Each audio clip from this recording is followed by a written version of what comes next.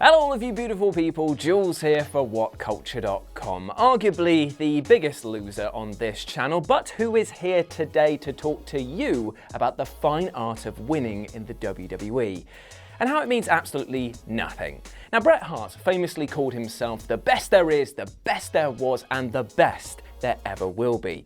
And you know what? It was a title that was definitely earned. I mean, true, he did wrestle during the New Generation era, so it wasn't exactly that hard to be top of the pile, but still, joking aside, the excellence of execution was a vital component to Vince's empire, who actively enhanced how enjoyable the product was and also managed to shore it up in times of need. Bret was the safest pair of hands, able to work with anyone, and as much as Becky Lynch is now holding on to the moniker, at the time Bret Hart was the man. Now, during his time at the top, the quantity of audience wasn't as big as the Hogan days, but the support of the loyal crowd exceeded those fair weather fans that the leg dropper steroid popper had. Put simply, even though the empire was effectively crumbling thanks to diminishing attendance, Bret made you feel like he was king. He was a winner, even when the company was losing. And so here we are in 2020, a time where the WWE neither has the viewership ratings nor the same attitude towards winners, seemingly because they don't know how to make them. But there's a question to be raised here. Did the WWE lose its audience because it had no winners, or did they create a universe without winners before it began chasing away its ratings? Well, let's have a chat. Now, not to dwell on Bret Hart even more, even though we probably all should, way more than we do normally, the Hitman was so often reduced in his tenure to that of an uber-talented utility by Vince McMahon that it's actually a wonder that he never lost his fans long before he turned on them so magnificently in 1997. His final year with the company has forever been defined by a devastating loss.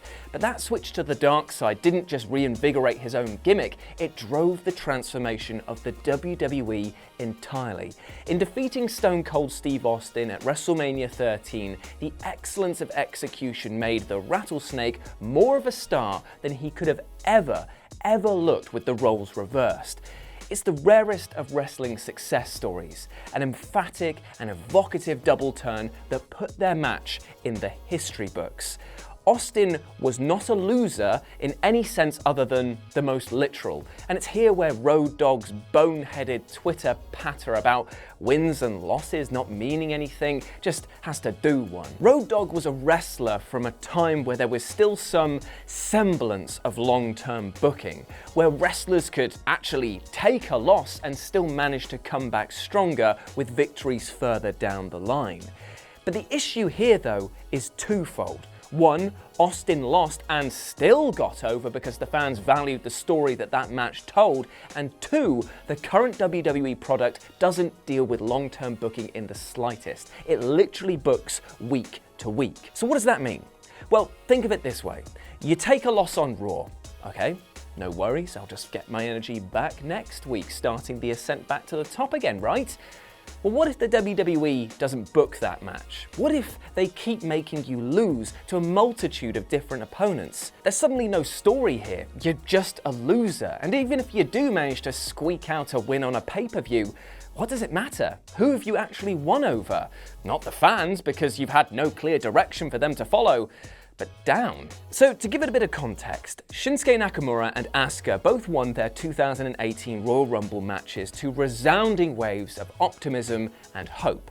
By the end of the WrestleMania event that primed to crown them both as champions, though, the only waves that were left for either were the ones that the King of Strong Style moved his family across the world to surf upon, and the tears flooding down the Empress of Tomorrow's face as she absorbed her first and quite resounding defeat.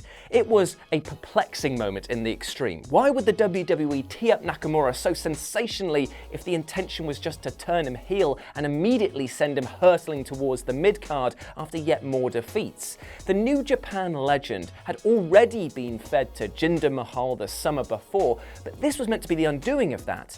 His heroic and hard-fought 44 minutes just suddenly felt for nothing. And likewise, what could possibly be conceived of Asuka's post-Rumble failings that rendered her history-making victory actually worth it? She'd won the Royal Rumble match because up to that point, she was a relentless winner. An NXT unbeaten streak had actually managed to travel with her to the main roster in a rare showing of blanket support for a black and gold project.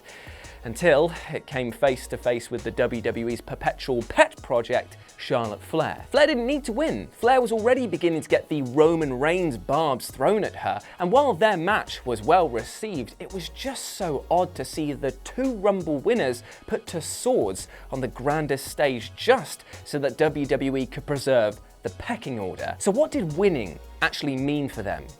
Absolutely nothing. The status quo was maintained and both talents had their stocks hurt immensely by this loss. The WWE had winners on their hands, but turned them into afterthoughts. And this is a problem far from exclusive to just Shinsuke Nakamura and Asuka. There is way more.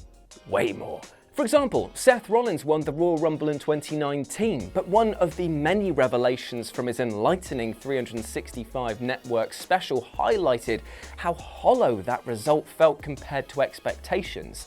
And actually, this seems to have foreshadowed the year that he was going to have. And almost in a strange, bizarro world affair, his match with Bray Wyatt actually came to reflect the Stone Cold versus Bret match. But in this case, both men's stock were lowered, and the only thing that actually changed hands was the mystique of The Fiend from creative genius to hokey comedy alongside 1993's Bloody Doink.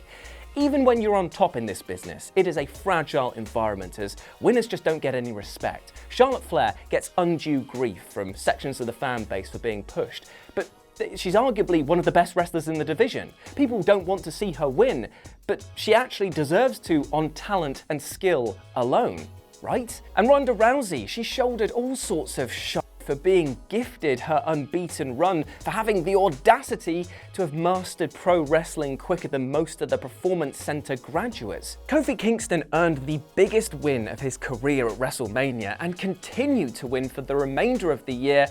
That is, until he came up against the rule-proving exception that is Brock Lesnar. Then his tenure at the top was reduced to less than nothing, and now he looks to be in a worse spot than this time last year by orders of magnitude. It remains to be seen, though, whether the end of his title reign was better or worse than Rollins' aforementioned catastrophe. But it's here that the disturbing truth becomes blatant and harsh. The WWE does not know how to make winners because nearly everyone on the roster is in a state of slingshot. They're either being pushed to the moon to capture championships or hurtling back down the card because the WWE doesn't know how to book you after you take a loss. It's like a child not wanting to play with a toy after dropping it a few times. The scuffs can be buffed out. Hell, it can even gain some character through a bit of damage and wear and tear, but for Vince and his peons, it's out of the pram and down the river once you've tasted defeat. So long, old friends. And there we go, that was the disturbing truth behind the WWE and their winners. I hope that you enjoyed that, my friends, and please let me know what you thought about it down in the comments section below. As always, I've been Jules. You can go follow me at RetroJ with a 0 over on Twitter. And by the way, do yourself a favor, be the winner that you know that you are. Treat yourself fairly, both mentally and physically, and go out there and smash it, you absolute ledge. I believe in you. There isn't a green screen crowd behind me, but they believe in you too. And Simon Miller, he always believes in you. Don't know why I'm plugging his show. Go watch Ups and Downs, why not? As always, you have been awesome. Never forget that, and I'll speak to you soon. Bye. Hi guys, I'm Adam Wilborn from WhatCulture, here to let you know we want your live event videos, whether that be something that happened after the cameras stopped rolling, or your reaction to something amazing that went down at the show you were at. Stuff like this. One of the other sweetest things I've ever seen was just recently when we saw Roman Reigns kick the shit out of cancer and come back on Monday Night Raw.